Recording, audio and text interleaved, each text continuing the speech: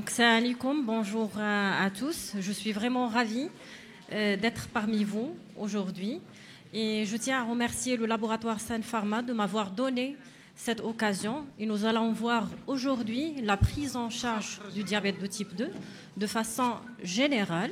Et par la suite, on va voir la place des antioxydants. Donc, comme vous le savez tous, le diabète de type 2, c'est un véritable problème de santé publique. Vu la prévalence qui est croissante, vu que c'est une maladie grave, puisqu'on a un caractère qui est silencieux, et donc elle est associée à une augmentation de la morbimortalité, sans oublier la mise en jeu des pronostics fonctionnels. Un autre point très important, le diabète, il est vraiment associé à un impact socio-économique. Il faut savoir qu'actuellement, la prise en charge du diabète de type 2, elle est individualisée, chaque cas est un cas, et on va voir qu'actuellement sur le marché marocain, il y a plusieurs antidiabétiques oraux et injectables, et on va voir quels sont les paramètres qu'on doit prendre en considération lors du choix des thérapeutiques. Et donc l'objectif de cette prise en charge, c'est surtout d'éviter la survenue des complications. Et si on a des complications, c'est de limiter la progression des complications dégénératives. Je vais commencer par les données épidémiologiques. Nous sommes dans la région MENA. Et si on voit la prévalence de diabète dans cette région, on aura une flambée de cas de diabète, effectivement, une flambée avec une augmentation de 87% de type 2. Et donc ici, on voit la dernière enquête nationale, Stepwise. La prévalence de diabète au Maroc, elle est de 10,60%. C'est dans la population marocaine. La prévalence de diabète, elle est de l'ordre de 10,60%. Et la particularité, c'est que plus que la moitié n'ont jamais mesuré leur glycémie. Et donc, s'il vous plaît, je vous invite à sensibiliser les patients sur le dépistage. C'est très bien, je sais, oui. La campagne de dépistage, c'est très bien. Et donc là, on va collaborer afin de dépister le diabète de type 2, puisque généralement, le diabète de type 2, il a un caractère silencieux. Donc, à votre avis, quels sont les mécanismes qui expliquent la survenue du diabète de type 2 ? Oui, il y a la résistance à l'insuline. Et la résistance, elle est focalisée au niveau de quel site ? Pancréas, c'est plutôt... Tout à fait. Donc, pour le pancréas, c'est surtout les cellules bêta-pancréatiques qui sécrètent l'insuline. Mais l'action de l'insuline, elle se fait au niveau des 3 organes cibles. Au niveau du foie, au niveau musculaire et au niveau de tissu adipeux. Et donc, on a une résistance à l'insuline. Et même, il y a des études actuellement qui ont démontré, même il existe une insulinorésistance au niveau cérébral. Et d'où l'intérêt actuellement de proposer même d'autres thérapeutiques pour éviter la survenue de maladies neurodégénératives. Il y a des publications. Donc le diabète de type 2, il résulte principalement de 2 mécanismes physiopathologiques. Donc on a un déficit insulino-sécrétoire qui est associé à une résistance à l'insuline. Donc au niveau du foie, on aura l'augmentation de la néoglycogénèse hépatique. Au niveau musculaire, au niveau des tissus adipeux, c'est plutôt une diminution de la captation de glucose, une diminution de l'utilisation de glucose, ce qui va expliquer l'hyperglycémie qui est aggravée lors de la période postprandiale, lors de l'absorption de glucose. Et dès qu'on a un seuil physiologique qui dépasse, un seuil de glucose qui dépasse 1,80 g, on aura une glycosurée qui va apparaître. Donc, on a vu le mécanisme physiopathologique de diabète de type 2. Maintenant, quels sont... Oui, il y a l'implication de microbiote intestinal. Oui, c'est très bien. Et maintenant, on va voir quels sont les signes cliniques de diabète de type 2 et qui ne doivent faire pousser à demander une glycémie à jeun et le reste de bilan. Oui, le syndrome polyuropolydipsique, puisqu'on a une carence en insuline, donc on aura une carence en insuline, donc on aura un syndrome polyuropolydipsique, puisque l'insuline, c'est une hormone qui est anabolisante et hypoglycémiante. Donc, si on a un déficit en insuline, donc on aura une augmentation de catabolisme protidique avec un amaigrissement et par la suite un syndrome polyuropolydipsique. Oui, les autres circonstances de découverte. Oui, c'est le syndrome polyuropolydipsique, oui, la polydipsie. L'asthénie, oui, l'asthénie. Les vulvovaginites, si vous recevez des patientes pour des vulvovaginites à répétition, il faut les sensibiliser sur la réalisation de la glycémie à jeun et l'hémoglobine A1C. C'est très important. Et bien sûr, la découverte de diabète, elle peut se faire devant des complications, que ce soit des complications micro-angiopathiques ou des complications macro-angiopathiques. Un autre point très important et qui doit nous inviter à réaliser une glycémie à jeun, c'est la retard de cicatrisation d'une plaie, puisque l'insuline, elle a un effet pléiotrope, elle facilite la cicatrisation. Et donc, si on a une plaie qui persiste, malgré un traitement adapté, là, il va falloir penser à réaliser la glycémie à jeun. Et donc, la particularité de diabète de type 2, c'est souvent, il est silencieux. C'est ça la gravité. Il évolue à bas bruit. Et donc, notre intérêt et notre rôle, c'est d'assurer le dépistage et la sensibilisation, effectivement. Donc, chez quel profil patient on va cibler par le dépistage? Oui, 7 profils. Oui, les antécédents familiaux, premier degré. Oui. Donc, chez une femme, par exemple, qui a eu un diabète gestationnel, oui, qui a eu un enfant qui est plus de 4 kilos. Oui, macrosomie. Oui. Alors, par exemple, l'hypertension. Oui. Les triglycérides élevés. Oui, Voilà. c'est ça. Les sujets âgés, oui. Et l'obésité, effectivement. Et dans toutes les situations de facteurs de risque cardiovasculaire, il va falloir dépister le diabète. Donc, si on voit les recommandations de la Société américaine de diabétologie publiées en 2025, il va falloir dépister le diabète chez un patient qui a un surpoids, c'est-à-dire un IMC qui est supérieur à 25 kg par mètre carré, ou obésité, voilà, obésité, avec au moins un des facteurs suivants, à savoir l'hérédité diabétique au premier degré. Si mon patient il a fait un événement cardiovasculaire, soit un AVC ischémique, un EDM, je dois absolument doser la glycémie à jeun. En présence de facteurs de risque cardiovasculaire, notamment l'hypertension artérielle, si on a une tension qui dépasse 130-80 mm de mercure, si on a une hypertriglycéridémie, chez les patientes qui ont un syndrome des ovaires polykystiques, puisqu'on a un terrain de résistance à l'insuline et donc il va falloir dépister le diabète, bien sûr l'inactivité. Ici, il y a des signes cliniques d'insulinorésistance. Déjà, à la clinique, on sera orienté. On a un signe qui est caractéristique. Voilà, c'est lequel? C'est l'acanthosis. L'acanthosis. Et cet aspect d'hyperpigmentation au niveau de la nuque ou bien au niveau des plis, ça signe une résistance à l'insuline. Donc, exactement. Donc, on a un OMA gratuit. Donc, on a un OMA gratuit, c'est la clinique. Il faut rester clinicien.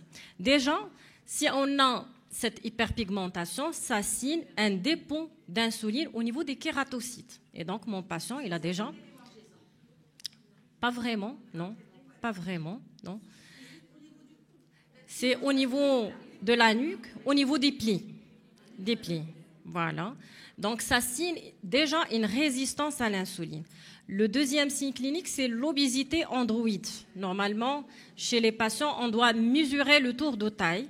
Et on parle d'obésité androïde si on a un tour de taille qui est supérieur à 80 chez la femme et 94 chez l'homme. Également chez les femmes qui ont présenté un diabète gestationnel ou un antécédent de macrosomie, ce sont des patientes qui sont à risque de développer un diabète de type 2. Au-delà de... Puisqu'on a une prédisposition génétique au Maroc, c'est plutôt au-delà de 35 ans. Voilà, on va suivre les recommandations américaines, c'est au-delà de 35 ans. Et bien sûr, chez les patients qui sont sous corticothérapie, c'est un message très important, s'il vous plaît. Normalement, avant la mise sous corticothérapie, il va falloir dépister le diabète et par la suite renforcer l'autosurveillance glycémique chez les patients qui sont sous corticothérapie. Donc, quels sont les critères diagnostiques? Donc, on a vu les facteurs qui justifient un dépistage. Maintenant, quels sont les critères diagnostiques pour parler d'un diabète sucré? L'idéal, c'est la glycémie veineuse.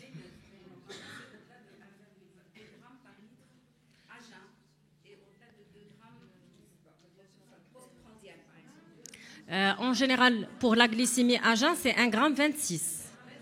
Voilà. Donc, on va poser le diagnostic si on a une glycémie à jeun qui est supérieure à 1,26 g ou bien une glycémie à n'importe quel moment de la journée qui est supérieure à 2 g, avec une hémoglobine A1C qui est supérieure ou égale à 6,5 g. Et un point très important, pour les patients qui sont symptomatiques, un seul dosage suffit pour poser le diagnostic. Et pour les patients qui sont asymptomatiques, il va falloir réaliser 2. Voilà, soit l'hémoglobine glyquée avec la glycémie à jeun ou répéter le dosage de la glycémie à jeun à distance. D'accord? Et bien sûr, il faut respecter 8 heures de jeûne et on va réaliser une glycémie veineuse. Maintenant, on a vu les critères diagnostiques du diabète sucré. Qu'en est-il de prédiabète? Et le prédiabète, c'est une situation à risque d'évolution vers le diabète de type 2. Et c'est une étape qui est accessible à la prévention. On peut 1 gramme. Voilà, 1 gramme. Et en général, dans cette situation de prédiabète, on peut limiter l'évolution vers le diabète de type 2 si on agit sur les mesures hygiéno-diététiques et l'activité physique. Donc pour le prédiabète, si on a une hémoglobine A1C entre 5,7 et 6,4, si on a une glycémie qui est supérieure à 1 g par litre ou une glycémie 2 heures après la GPO entre 140 et 199 g par litre. Donc ça, c'est les critères diagnostiques. Et donc l'hémoglobine A1C, c'est un excellent marqueur pour poser le diagnostic et également pour faire le suivi.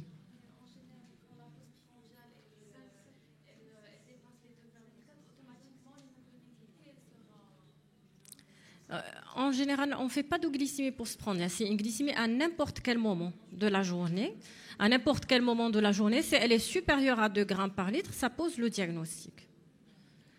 Donc, chez un patient chez qui on a diagnostiqué le diabète, quelle est la checklist qu'on doit réaliser et pourquoi? Quelles sont les complications qu'on doit dépister? Oui, les complications rénales, le fond d'œil, à la recherche de rétinopathie, oui. Pardon? Oui, le fond d'œil, oui, avec l'acuité visuelle, oui. Oui, la neuropathie diabétique, oui. Oui, la neuropathie diabétique. Oui, les complications cardiovasculaires. Et les complications cardiovasculaires, ça représente la principale cause de mortalité chez les patients diabétiques type 2. Et donc, l'évaluation cardiaque, rénale et visuelle et même hépatique, elle doit être annuelle en l'absence de complications. Donc, pour la checklist, bien sûr, on doit faire un examen clinique minutieux avec recherche des signes fonctionnels qui nous orientent vers une complication. Et bien sûr, on doit réaliser un bilan à la recherche de complications dégénératives, avec la recherche de complications rétiniennes par la réalisation d'un fond d'œil, les complications rénales par la mesure de créatinine avec calcul de débit de filtration glomérulaire selon MDRD, et sans oublier bien sûr la mesure de l'albuminurie. Voilà, et actuellement, on ne demande pas la mesure sur les urines de 24 heures. Il suffit de faire le rapport ACR, albuminurie, créatinurie, sur un échantillon urinaire. On va également chercher les complications cardiovasculaires, le CG, l'écho-cœur, et on doit évaluer même la fraction d'éjection. puisque les patients diabétiques type 2, ils sont à haut risque de développer une insuffisance cardiaque. Et d'ailleurs, pour dépister les complications de l'insuffisance cardiaque, on demande le dosage de NT-proBNP pour chercher la présence de l'insuffisance cardiaque et on va voir pourquoi c'est très important. Une autre complication qu'on ne doit pas négliger chez les patients diabétiques, c'est surtout la stéatohépatite non alcoolique. D'accord ? Donc, il va falloir la dépister et on va voir pourquoi. Et normalement, le dépistage de la stéatohépatite, elle se fait par quel bilan ? Est-ce que vous avez une idée ? La stéatohépatite, c'est une inflammation du foie qui est liée à une accumulation des graisses. Et elle risque d'évoluer vers la fibrose, puis la cirrhose, puis le carcinome hépatocellulaire. Donc, c'est une complication qu'on ne doit pas négliger chez les patients diabétiques de type 2. Et donc là, on a besoin de deux bilans, les transaminases et l'NFS. Et on va calculer le FIB4. Le FIB4, ici, on a un FIB4 qui dépasse 2,67. Normalement, on fait l'élastographie pour chercher la stéatohépatite non alcoolique. Donc là, c'est le bilan qu'on doit réaliser chez un patient diabétique. Et maintenant, quel est l'objectif qu'on doit fixer chez un patient ? L'objectif de l'hémoglobine A1C. Est-ce que l'objectif de l'hémoglobine A1C est similaire pour tous les patients ? Ou bien c'est individualisé ? Individualisé, effectivement. Et donc, pour les paramètres qu'on doit prendre en considération, il y a le risque hypoglycémique. Et le risque d'hypoglycémie, il est majoré avec quelle thérapeutique ? L'insuline, oui. Les sulfamides, hypoglycémiants et les glinides. Donc, on doit prendre en considération le risque hypoglycémique, la durée d'évolution de diabète, l'espérance de vie du patient, l'existence de comorbidités, les complications cardiovasculaires et les moyens financiers du patient et la motivation du patient. Et donc, selon les recommandations de l'ADA, publiées en janvier 2025, là, pour chaque patient, on doit fixer un objectif qui est adapté à ce patient, adapté à l'évaluation clinique. Et donc, pour la plupart des patients, on va fixer un objectif d'hémoglobine A1C qui est inférieur à 7%. Pour les patients qui sont jeunes, avec un diabète récent, sans complications, qui sont sous traitement non pourvoyeur d'hypoglycémie, plutôt, on va fixer un objectif qui est inférieur à 6,5%. Par contre, pour les patients qui sont âgés, pour les patients âgés, on a 3 catégories. On a les personnes âgées en bonne santé, avec un vieillissement qui est réussi. Et dans cette catégorie, on va fixer plutôt un objectif qui est inférieur à 7,5%. On a les patients âgés qui sont fragiles. Dans cette situation, on va fixer plutôt un objectif qui est inférieur à 8%. Et les patients âgés malades, chez qui on va plutôt viser l'absence des hypoglycémies et l'absence d'hyperglycémie hyperosmolaire. Au-delà, oui, oui. Pour le sujet âgé, la définition de sujet âgé au-delà de 75 ans ou bien au-delà de 65 ans avec comorbidité. Donc, en général, pour 7%, ça correspond à une glycémie préprandiale, c'est-à-dire avant les repas entre 0,80 et 1,30 g. Et une glycémie postprandiale qui est inférieure à 1,80 g. Donc, ce sont les objectifs qu'on vise chez les patients chez qui on a fixé un objectif qui sont inférieurs à 7%. Donc, maintenant, on va voir que la prise en charge de diabète de type 2, elle repose sur plusieurs moyens. Et donc, quels sont les volets de la prise en charge ? Oui, l'alimentation, l'activité physique, oui. Et le traitement, sans oublier le volet psychologique. Donc, il y a 4 piliers de la prise en charge. On a les mesures hygiéno-diététiques avec l'alimentation, on a l'activité physique, le traitement et le volet psychologique. Donc, à votre avis, pour l'alimentation, quelle est la thérapie nutritionnelle qu'on va privilégier chez les patients diabétiques? Et pourquoi? Oui? Oui, c'est plutôt la diète méditerranéenne. La diète méditerranéenne, c'est une diète qui est très riche en légumes, huile d'olive, l'oméga 3, poisson, les céréales complètes. Et cette thérapie nutritionnelle, elle a démontré un bénéfice sur le plan cardio-métabolique. On a une perte du poids moyenne de 7,4 kg. On a une amélioration des paramètres cardio-métaboliques. Et sans oublier, bien sûr, les bénéfices sur l'équilibre glycémique avec une baisse de l'hémoglobine A1C de l'ordre de 0,4 à 0,6%. Donc, pour l'activité physique, il faut s'adapter aux capacités du patient. Bien sûr, ça doit être individualisé. Mais si on suit les recommandations, en général, il est recommandé de faire une activité physique d'aérobie modérée de 150 à 180 minutes par semaine. Mais bien sûr, il faut s'adapter au profil patient. Et donc, cette activité physique, elle a également plusieurs avantages. Elle améliore les différents paramètres lipidiques, glycémiques et tensionnels. Et bien sûr, la reprise de l'activité physique, elle doit être sécurisée par une évaluation cardiaque chez les patients qui sont âgés de plus de 40 ans, ou bien si je suis devant un patient qui a déjà fait un événement cardiovasculaire pour éviter la survenue d'un événement cardiovasculaire. Maintenant, qu'en est-il de la prise en charge médicamenteuse? Donc, quelles sont les différentes classes que vous connaissez? Les antidiabétiques oraux et injectables. Il y a les biguanides, chef de file, c'est la metformine, oui. Il y a les insulinosécrétagogues avec les sulfamides, liglinides, oui. Les inhibiteurs de alpha-glycosidase, oui.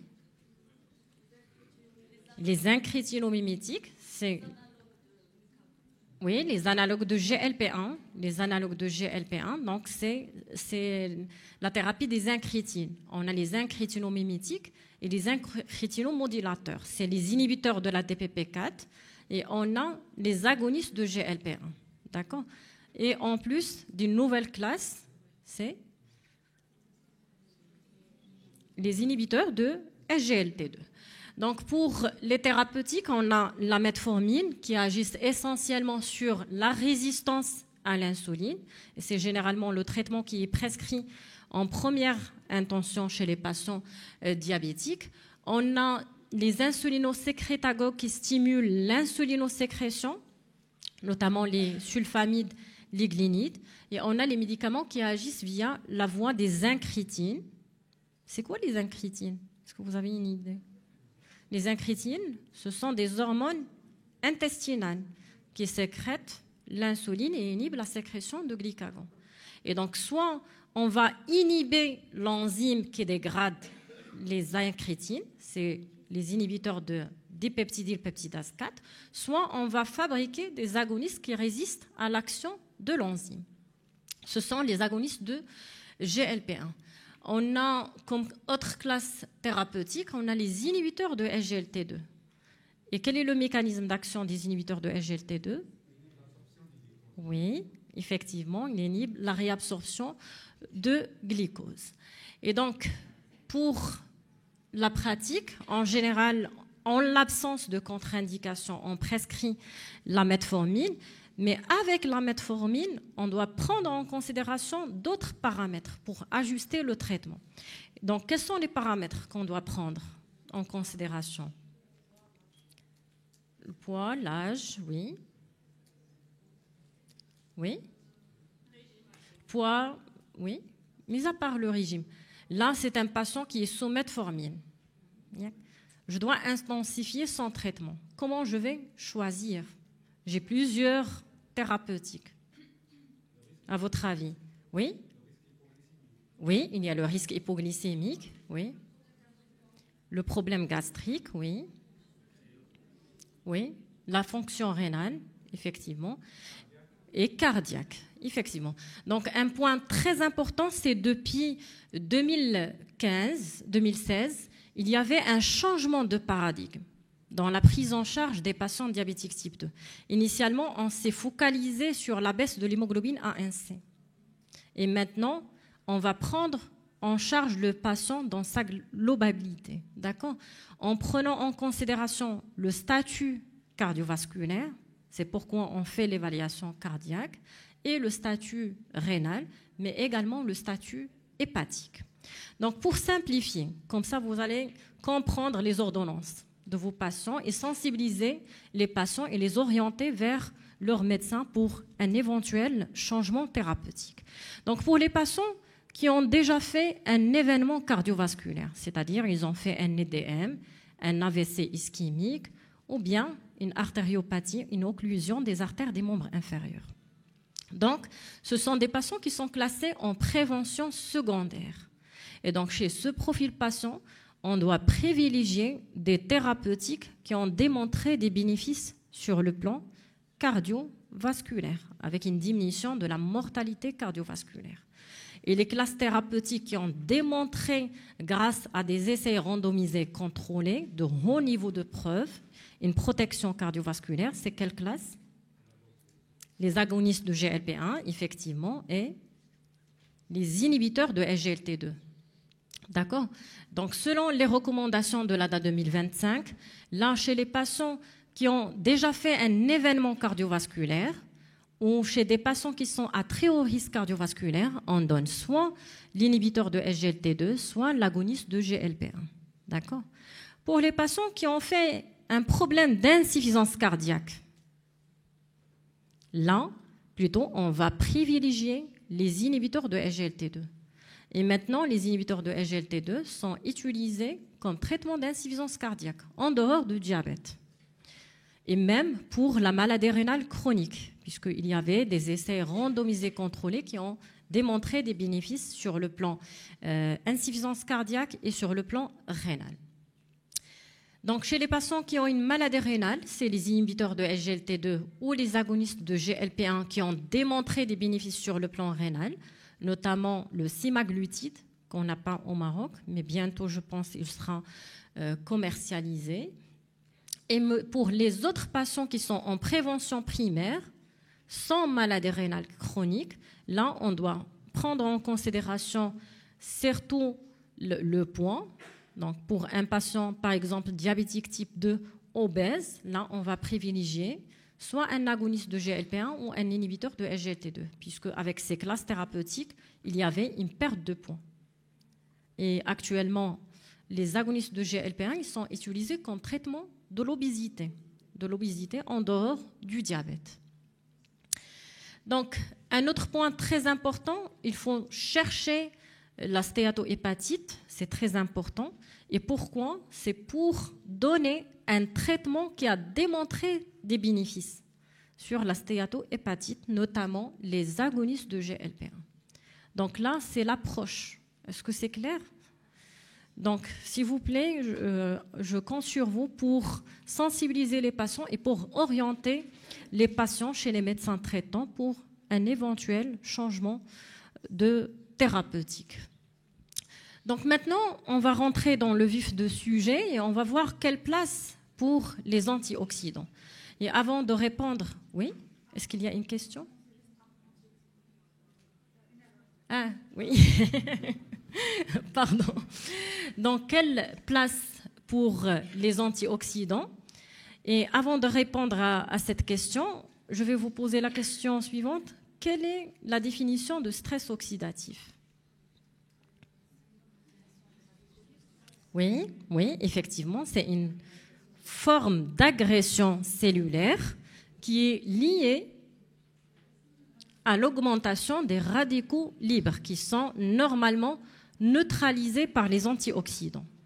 Et donc, le stress oxydatif, il résulte d'un dérèglement de la balance entre les oxydants qui sont les radicaux libres et les antioxydants qui sont les vitamines C, E et A, bien sûr, et les autres vitamines ainsi que le ginseng.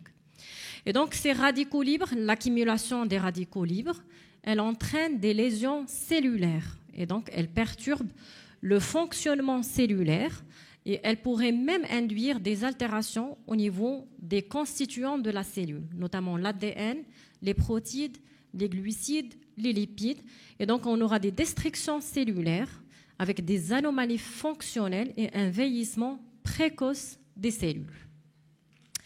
Et donc, l'accumulation des radicaux libres, elle va entraîner la formation de métabolites qui peuvent être soit cétotoxiques, soit mutagènes, cancérigènes, et même ils pouvaient induire le développement de certaines maladies auto-immunes et même certains cancers. Donc, c'est très important et ça perturbe les fonctions biologiques qui sont redox dépendantes, c'est-à-dire ce sont les fonctions qui nécessitent des faibles doses de radicaux libres pour un bon fonctionnement. Donc, à votre avis, y a-t-il un lien entre le stress oxydatif, le diabète de type 2 et la maladie cardiovasculaire? Oui, bien sûr, il y a un lien. Il y a plusieurs publications qui ont démontré qu'il y a un lien entre le stress oxydatif, le diabète de type 2 et la survenue de maladies cardiovasculaires.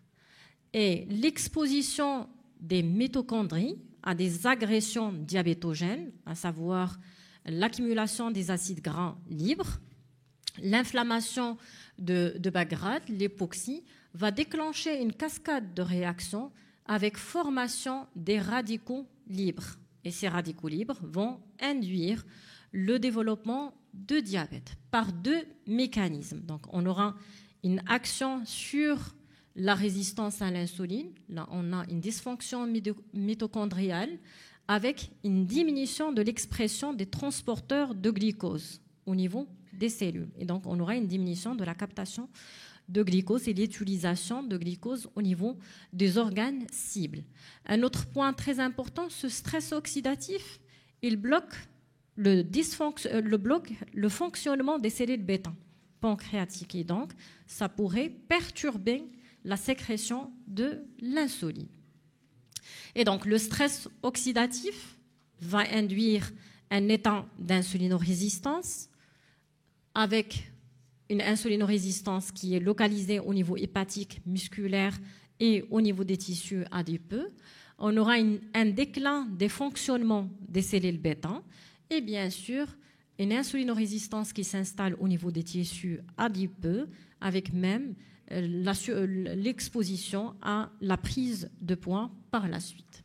Et donc là, il y a ce schéma qui récapitule le lien entre le stress oxydatif et la résistance à l'insuline. Je vais essayer d'expliquer ce schéma. Donc, on a vu que le stress oxydatif, il peut déclencher une résistance à l'insuline. Donc, cette résistance à l'insuline, elle est localisée au niveau des trois organes cibles, au niveau musculaire, hépatique et au niveau des tissus adipeux. Donc, au niveau des tissus adipeux, suite à la résistance à l'insuline, on aura une libération des cytokines pro-inflammatoires. Et donc, on aura un état d'inflammation bas grade qui va favoriser une hypofibrinolyse avec développement des complications macrovasculaires et cardiaques. Également, au niveau des tissus adipeux, on aura la libération, l'activation de la lipolyse et donc la libération des acides gras libres qui vont être captés au niveau du foie. Et donc, on aura des lipoprotéines qui sont riches en triglycérides et qui vont être converties en LDL et qui va subir une oxydation. Et donc, on aura la formation de LDL oxydés qui participent à la formation de plaques d'athérome et donc la survenue de complications macrovasculaires. Suite à l'insulinorésistance, on aura une hyperglycémie avec accumulation des produits de glycation avancés et donc la survenue de complications microvasculaires. Et donc le lien entre le stress oxydatif, la résistance à l'insuline et les complications micro- et macrovasculaires, il est établi. Donc là, on a une cellule endothéliale normale, mais suite à l'inflammation et au stress oxydatif, on aura un dysfonctionnement mitochondrial avec une augmentation de l'apoptose et donc on aura une dysfonction endothéliale avec une vasodilatation et donc la survenue de maladies cardiovasculaires. Donc quels sont les facteurs qui peuvent augmenter le stress oxydatif, à votre avis? il y a la pollution, oui. Oui, le stress, oui. L'alimentation, oui, le type d'alimentation, la sédentarité, oui. Le tabac, oui. Pardon? Les corticoïdes en général, ça perturbe le métabolisme glucidique de façon générale et lipidique. Oui. L'insomnie, oui. La prédisposition génétique, effectivement. Donc, il y a plusieurs facteurs. Il y a des facteurs qui sont exogènes et des facteurs qui sont endogènes. Là, pour les facteurs exogènes, il y a la pollution, le tabac, le traumatisme, le mode de vie sédentaire avec les habitudes alimentaires, mais il y a également des facteurs endogènes. Le stress oxydatif, il augmente également avec l'âge. Le vieillissement, le stress, il y a les déficits immunitaires, les infections, les traumatismes. Et donc, il y a plusieurs facteurs qui participent à l'installation du stress oxydatif. Et donc là, on a chez les patients diabétiques, suite au stress oxydatif, on aura la formation des radicaux libres. Et donc, on pourrait avoir des modifications au niveau de l'ADN, des modifications au niveau des protéines, des lipidiques. Et ce stress oxydatif, en plus des différents facteurs de risque cardiovasculaire, va favoriser la survenue de complications, que ce soit microvasculaires ou macrovasculaires. Et donc, pour gérer cette situation, nous avons besoin de thérapeutiques. Donc, on a vu les différentes thérapeutiques qu'on utilise chez les patients diabétiques et comment on va faire le choix. Bien sûr, le mode de vie, c'est très important, le mode de vie. Et bien sûr, la thérapie antioxydante, et on va voir comment ça va agir. Un autre point très important, c'est le lien entre le stress oxydatif et la survenue de néoplasie, puisqu'on a vu que ça pourrait altérer l'ADN. Et donc on aurait un effet cancérigène, et donc ça pourrait favoriser l'apparition de cancer. Et il faut savoir que les patients diabétiques, ce sont des patients qui sont à risque de développer des cancers.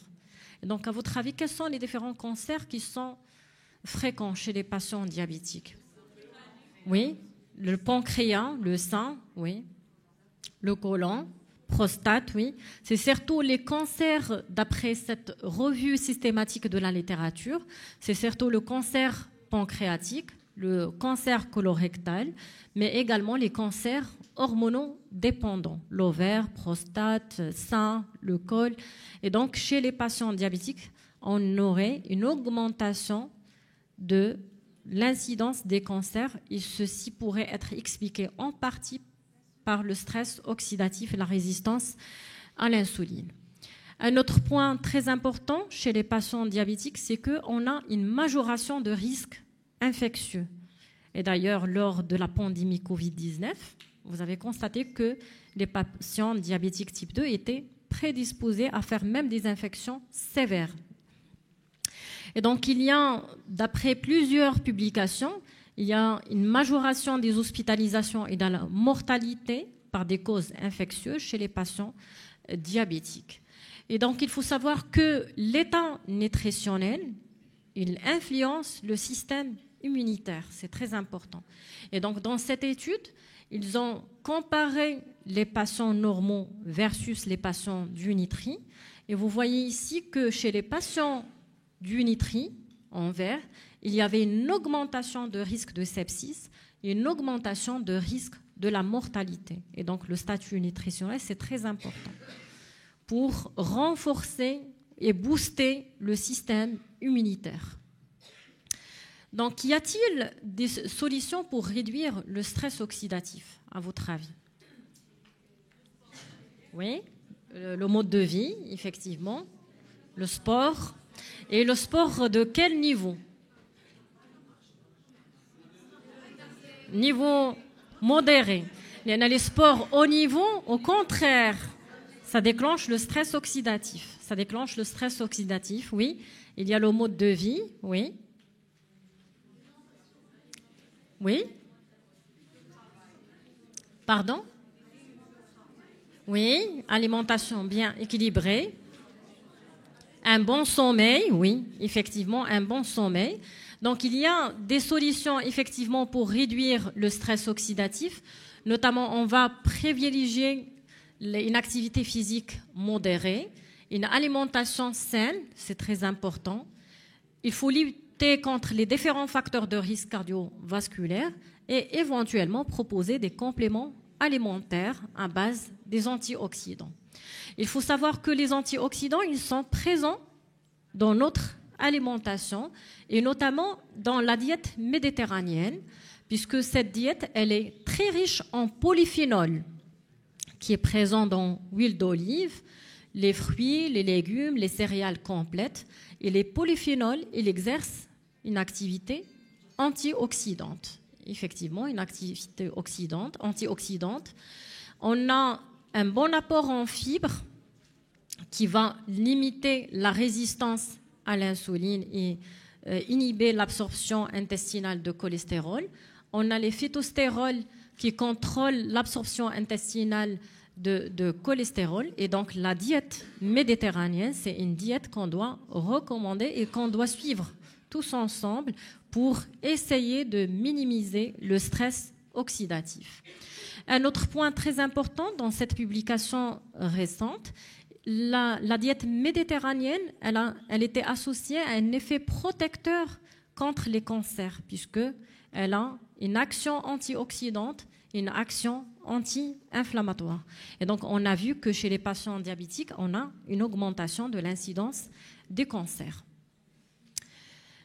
Pour les antioxydants qui sont présents dans l'alimentation, c'est surtout la vitamine C, la vitamine E, les polyphénols, les caroténoïdes, c'est très important, le sélénium, le zinc. Et donc, les antioxydants, ça existe dans notre alimentation. Certes, nous avons besoin de macronutriments, les protéines, les glucides, les lipides, mais également des micronutriments, c'est très important pour le bon fonctionnement de l'organisme, avec un bon apport en vitamines, en oligo-éléments et en sels minéraux. C'est très important. Donc, les apports nutritionnels, ça varie, les besoins, ça varie en fonction de l'âge, en fonction du sexe, en fonction de la croissance. Et donc, on va voir maintenant le complément alimentaire, le Rovital. Et on va voir qu'il y a un bon apport en vitamines, un bon apport en minéraux, avec même un autre composant qui est le ginseng. Et on va voir, est-ce qu'il y a des bénéfices de ce constituant sur la résistance à l'insuline et sur le profil métabolique chez les patients diabétiques. Donc maintenant, quelle est la question qu'on va se poser? Quelle est la bonne durée pour une supplémentation en antioxydants? Est-ce qu'il y a des études qui ont validé la durée optimale? Pas vraiment, pas à vie. C'est des cures, effectivement, 3 mois. Voilà, c'est des cures de 3 mois. En fait, il n'y a pas d'études à ce sujet concernant la durée. C'est plutôt des cures durant les phases qui nécessitent une augmentation des besoins. Et on va voir les indications de ce complément alimentaire. Mais il faut faire attention au surdosage et vérifier. Parfois, les patients qui ont plusieurs compléments alimentaires à la fois. Et donc, il faut toujours vérifier ça. Il faut toujours vérifier ça pour éviter l'accumulation des différents micronutriments. Et donc, la composition de Rovital, on a un bon apport en vitamines, notamment la vitamine A, la vitamine D, la vitamine E et C, qui ont une activité antioxydante. On a un bon apport en vitamine B, mais également un bon apport en minéraux avec le zinc, le fer, le cuivre, le potassium, le calcium, mais également on a un autre constituant qui est le ginseng. Et on va voir que c'est une plante médicinale qui est adaptogène et qui est utilisée dans la médecine chinoise. Et on va voir quelle est la place ou quels sont les bénéfices de ce constituant sur le métabolisme glucidique. Donc, comme j'ai dit, le ginseng, c'est un remède traditionnel qui est utilisé depuis plus de 4000 ans. Et c'est un remède universel qui est utilisé pour traiter et pour booster l'immunité et dans plusieurs pathologies. Et donc, le composant du ginseng, on a plusieurs composants. On a les vitamines du groupe B, on a les sels minéraux, les oligo-éléments, on a les acides aminés essentiels, notamment la taurine, l'arginine, mais également le ginsénoside. Et on va voir ce constituant, quel est son apport concernant les complications micro- et macrovasculaires des patients diabétiques. Donc là, il y a cette publication qui a évalué l'effet de ginsénoside sur les complications. Et là, comme on a vu le diabète suite à l'hyperglycémie, donc on a un cercle vicieux entre le diabète, la résistance à l'insuline et le stress oxydatif.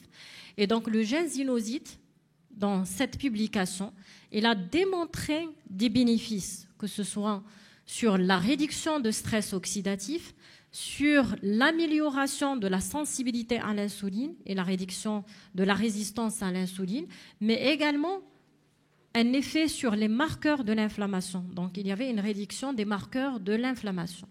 Et donc, ce composant, il est associé à une amélioration de l'insulinosensibilité, mais également la sensibilité à la leptine. Et donc, c'est très intéressant à donner chez les patients diabétiques. Également, un autre point très important, c'est l'effet de ce composant sur les complications dégénératives. Et dans cette publication, vous voyez ici qu'il y avait même une réduction de risque d'évolution vers des complications dégénératives, que ce soit micro-angiopathiques, que ce soit macro-angiopathiques, et même l'amélioration de fonctionnement des cellules bêta-pancréatiques. Donc, si on voit cette méta-analyse publiée en 2022 et qui a regroupé 20 essais randomisés contrôlés, qui a évalué l'effet de ginseng sur le profil métabolique, vous voyez ici que cette méta-analyse a démontré que la supplémentation en ginseng réduit de façon significative la glycémie à jeun, l'indice Roman, qui évalue la résistance à l'insuline, et même l'amélioration des profils lipidiques. Et donc, on a des bénéfices sur le profil glycémique en améliorant l'insulinosensibilité et en réduisant la résistance à l'insuline. Qu'en est-il des effets sur la qualité de vie? En fait, il y avait cette étude prospective qui a été menée par l'équipe de professeur Aboukal. Et donc, elle a regroupé 313 patients âgés entre 30 et 55 ans. Et donc, la durée de l'étude, c'était de 3 mois. Et donc, ils ont recruté des patients qui ont consulté en médecine générale pour des plaintes qui sont diverses, à savoir des troubles gastro-intestinaux, des arthralgies, myalgies, les problèmes érogénitaux, le stress, l'anxiété et les troubles de sommeil. Et donc, l'objectif de cette étude, c'était d'évaluer la qualité de vie en utilisant ce questionnaire SF12 avec 2 composantes. Il y avait la composante physique et la composante mentale. Donc pour la composante physique, ils ont évalué l'amélioration de l'asthénie, l'énergie et la vitalité. Et pour la composante mentale, c'était surtout le stress et les troubles de sommeil. Et donc là, pour cette étude, on voit que dès le premier mois, il y avait une amélioration de 12% de la dimension physique. Et cette amélioration, elle est passée à 30% à la fin des 3e mois. Et donc, il y a un bénéfice sur la composante physique. Pour la dimension mentale, également, il y avait une amélioration de 20% dès le premier mois, avec une amélioration de 30%. Oui. Pardon ?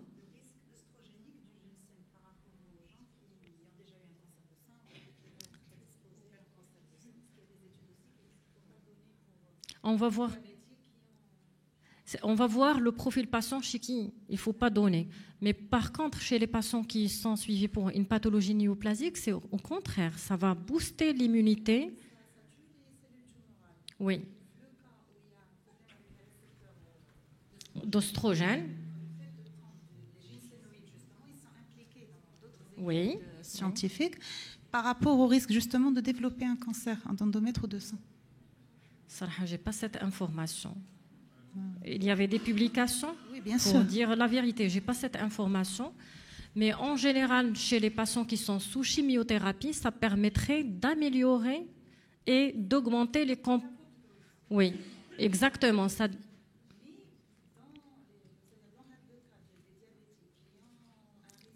Donc, c'est...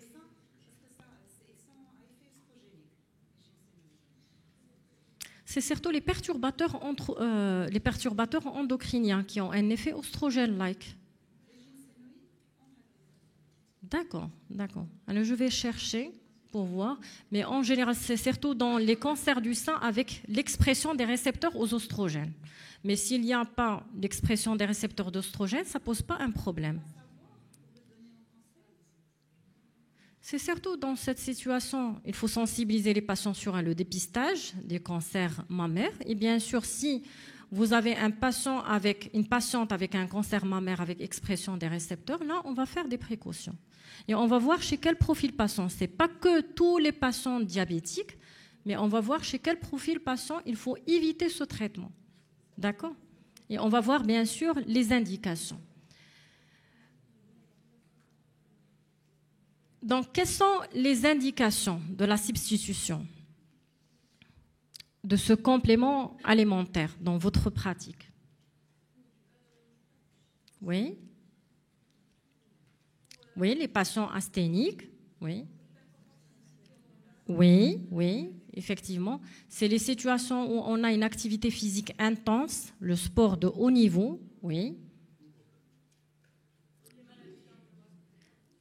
Les maladies cardiovasculaires, on va voir. Les maladies cardiovasculaires, c'est surtout, il faut éviter ce traitement chez les patients hypertendus. Donc, pas surtout chez les patients avec maladies cardiovasculaires. C'est plutôt des patients diabétiques type 2, sans HTA associé et sans maladie cardiovasculaire. Oui. Oui, immunostimulants pour booster l'immunité, effectivement. Les patients qui ont développé un syndrome Covid lent, le Covid lent, c'est fréquent après le Covid. Donc, c'est surtout les patients qui présentent une asthénie. Chez les patients qui ont...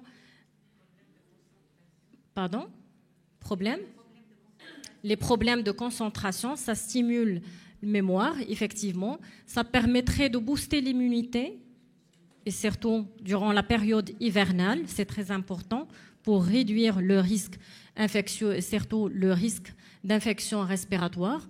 Le syndrome d'épuisement professionnel, ça permettrait d'améliorer les compétences physiques. Les troubles de concentration, effectivement, le prédiabète et le syndrome métabolique, ce sont des profils patients, bien sûr, en l'absence d'hypertension artérielle. Les patients qui ont un diabète de type 2, les patients avec dysfonction érectile et les patients qui ont une activité sportive de haut niveau de preuve. Et bien sûr, après toute situation d'affection intercurrente pour booster l'immunité et durant les périodes de convalescence. D'accord ? Donc, chez les profils patients chez qui on va proposer ce complément alimentaire. Donc, à quel moment vous allez recommander la prise ? Le matin, effectivement, le matin, avec un grand verre d'eau. C'est au cours du repas. Et chez quel profil patient il faut éviter ce traitement ? Oui. Les patients hypertendus, oui.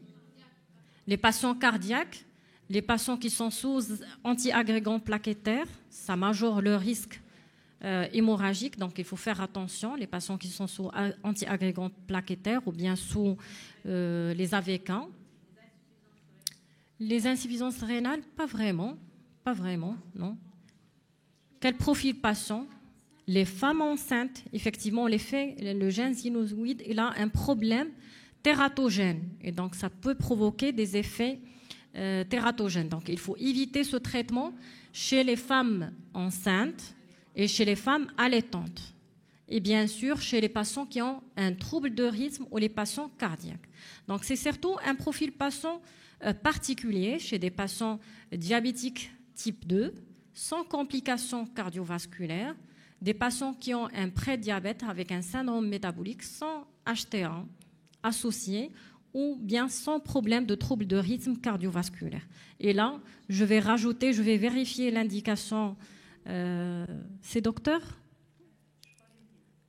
Chkori, je vais vérifier et par la suite, si c'est confirmé, je vais rajouter ça dans les patients, le profil patient qu'il faut éviter, chez qui il faut éviter la prescription de ginseng de façon générale. La durée, en général, 3 mois, et on fait une cure de 3 mois, d'après l'étude, une cure de 3 mois, puis on fait une fenêtre thérapeutique, à peu près 1 à 2 mois, et on peut reprendre. Et même dans les situations de préparation des examens, pour les jeunes, ça aide vraiment, ça aide.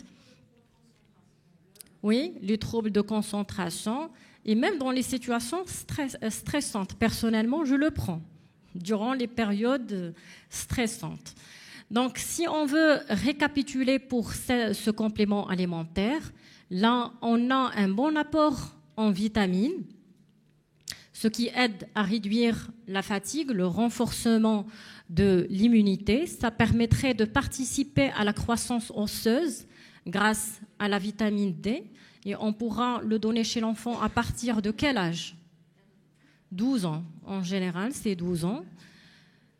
Il y a 9 minéraux qui sont présents, ce qui permettrait d'assurer la santé des ongles, de la peau, la croissance, la pigmentation des cheveux. Et sans oublier, bien sûr, le composant essentiel, le ginseng, qui a des propriétés anti-inflammatoires, antioxydantes. Et on a vu que dans les essais randomisés contrôlés, il y avait même une amélioration de profil glucidique avec une diminution de la glycémie à jeun, une diminution de la résistance à l'insuline. Sans oublier, bien sûr, les effets sur l'amélioration des capacités intellectuelles et physiques, et ça augmente la résistance au stress. Je vais finir ma présentation par l'utilisation. On a vu que chez les patients diabétiques type 2, on est amené à prescrire la metformine, on est amené à prescrire les agonistes de GLP-1, et parmi les effets secondaires de ces traitements, quels sont les effets secondaires qui sont fréquemment observés, que ce soit avec la metformine ou l'agoniste de GLP-1? C'est surtout les effets secondaires gastriques. Il a un point très important, s'il vous plaît, pour la metformine. C'est un message très important. Pour minimiser les effets secondaires digestifs, normalement, on fait une titration progressive de la posologie. Normalement, on commence par 500 mg le soir et on augmente de 500 mg tous les 3 à 5 jours. C'est très important, jusqu'à atteindre la dose. Quelle est la dose maximale de la metformine? 2 grammes. Rarement, on prescrit 3 grammes, c'est surtout les patients qui sont obèses. D'accord? Donc là, les comprimés sont donnés au milieu ou bien à la fin des repas. Soit au milieu, soit à la fin du repas pour améliorer la tolérance digestive. Pour l'agoniste de GLP-1, pareil, il y a des effets secondaires digestifs. Pour les agonistes de GLP-1, quelles sont les molécules que vous connaissez? Glyphosine, les inhibiteurs de SGLT2. Les agonistes de GLP-1, il y a 2 molécules qui sont commercialisées au Maroc. Il y a l'eraglutide, Victoza, et il y a le trilucitine, c'est le dilaglutide. Et même avec cette classe thérapeutique, parmi les effets secondaires qui sont fréquemment rapportés par les patients, c'est les effets secondaires gastriques. Et donc, avec cette classe thérapeutique, on fait pareil, une titration de dose.